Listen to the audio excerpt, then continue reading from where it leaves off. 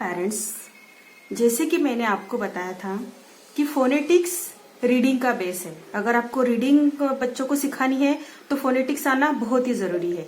And वैसे ही अगर आपको फोनेटिक्स अच्छी तरह से आना है तो आपको capital letters and small letter का कंसेप्ट बच्चों से करवाना बहुत जरूरी है।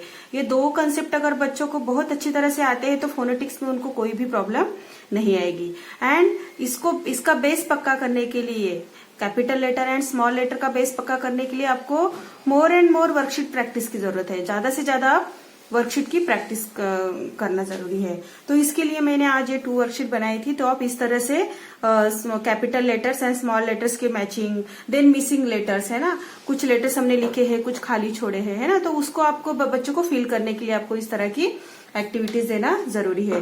जैसे कि अभी ये कैपिटल ए है तो स्मॉल ए से मैच किया इसको, कैपिटल जी है तो small G, capital B small B, then A J है, बोल के बच्चों को प्रैक्टिस करवाना है। ये कैपिटल जे है तो वेरी स्मॉल जे, है ना। सो हाँ, जॉइन कैपिटल एंड स्मॉल जे, आप इस तरह से बच्चों को बोल के इस तरह से प्रैक्टिस करवा सकते हैं।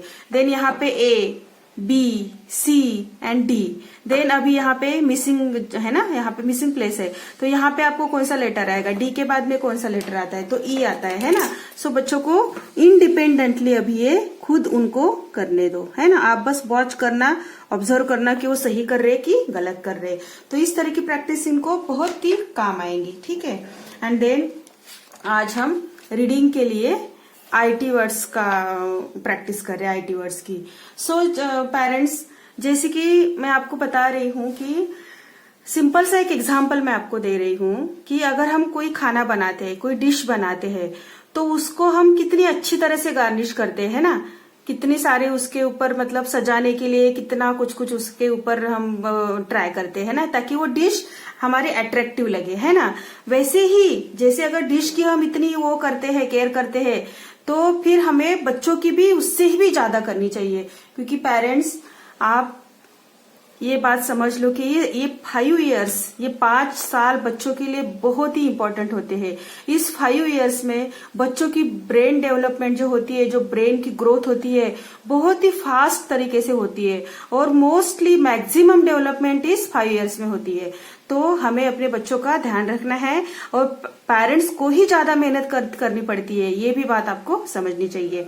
एंड इसीलिए हमें पिक्चर्स के साथ में अगर हम बच्चों को प्रैक्टिकल एजुकेशन देने की कोशिश करते हैं तो बच्चा उस चीज को बहुत अच्छी तरीके से अंडरस्टैंड करता है और डिफरेंट पिक्चर्स के साथ में, कलरफुल पिक्चर्स के साथ में वो बड़ी इंटरेस्ट से आके आपके पास वो काम करने के लिए आ सकता है, स्टडी करने के लिए आ सकता है। ऐसे अगर आप डायरेक्ट बोलोगे हाँ आ जाओ बेटा, आज आईटी राइमिंग वर्ड सीखते हैं और बीआईटी बीट लिख दिया, सीआईटी सीट, नहीं, उनको इंटरेस्ट नहीं आएगा। कुछ तो अट्रैक्टिव बनाओ। जैसे आप किसी को अगर खाने पे गेस्ट को बुलाते हो तो आप कितना उसमें आप सजाने की कोशिश करते हो कि चलो उनको पसंद आ जाए। ऐसे ही आपको अपने बच्चों के लिए करना जरूरी है ताकि वो कोई भी चीज सीखे तो अपनी मर्जी से आके इंटरेस्ट से सीखे।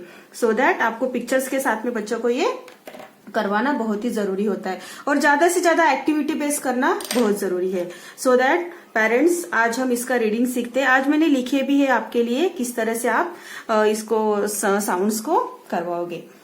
सी, बी ब, आई ई एंड ट टी ट। सो ब ई ट बिट। आपको इस तरह से भी हम बाद में इसको इस तरह से भी आप लिख सकते हैं, है ना, ब ई ट बिट। देन स ई ट सिट। स ये इस तरह का सिट है, ठीक है, स ई ट सिट। देन ह ई ट हिट, ह ई ट हिट। देन प ई ट पिट, ये हो गया पिट। तो इस तरह से आप बच्चों को ब्रेक कर करके आप बच्चों को हर एक लेटर्स को ब्रेक करके बच्चों को समझा सकते हो एंड इस तरह से आप इसकी प्रैक्टिस कर सकते हो और आप इसका मीनिंग भी समझा सकते हो। बीट मतलब टुकड़ा, है ना, छोटा सा किसी भी टुकड़ा, किसी भी चीज का टुकड़ा। देन सीट मतलब बैठना, है ना, सीटिंग पोजीशन कौन सी होती है, बैठने की पोजीशन है। देन हिट मतलब हिट करना, किसी भी चीज को हिट करना, मारना, है ना। एंड देन फेंकना।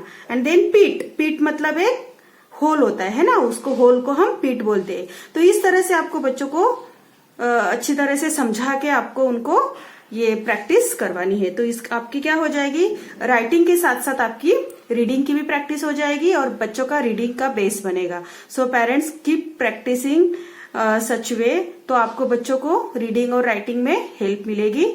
सो अगर पेरेंट्स आपको मेरे वीडियोस पसंद आ रहे हो तो प्लीज सब्सक्राइब भी करना और बेल आइकॉन का बटन दबा लेना, वो भूलना नहीं, क्योंकि अगर आप बेल आइकॉन का बटन नहीं दबाओगे तो मेरी नई वीडियोस की आपके पास नोटिफिकेशंस नहीं आएगी।